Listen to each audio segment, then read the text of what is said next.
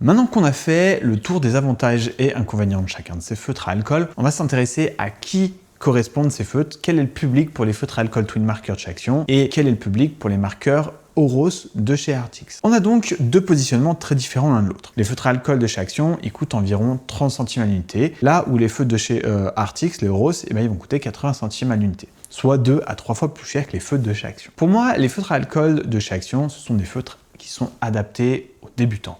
Des débutants qui n'ont jamais eu de feutre et qui veulent s'y essayer. Ils sont également adaptés pour des jeunes ados qui prennent pas très soin de leurs affaires. C'est pas grave, ça coûtera que 10 balles le paquet. Ou pour ceux qui ont un budget très serré. Pour tous les autres dessinateurs, je recommande de foncer plutôt sur les feutres Artix. L'expérience de dessin, elle est réellement 3 fois meilleure comme par rapport au prix, en sachant que des feutres à alcool, ça se garde longtemps, ça se garde dans le temps. Donc autant avoir des meilleurs feutres et prendre plaisir à les utiliser au quotidien. Même si le prix est supérieur, on reste sur un budget abordable, tu peux avoir 80 couleurs à peu près pour moins de 100 €, ce qui reste très loin des copies qui sont à 6 € l'unité. J'aimerais quand même soulever un truc très important chez Artix, c'est qu'il y a une intention du détail.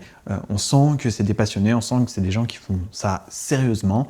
Et du coup, ça fait que l'expérience et le rendu des feutres à alcool de chez Action, en comparaison, il est très basique. Là où celle des feutres d'Artix, les feutres Rose, ils ont vraiment un très bon rapport au prix que tu payes. Tu as vraiment une très bonne expérience par rapport à ce que tu payes.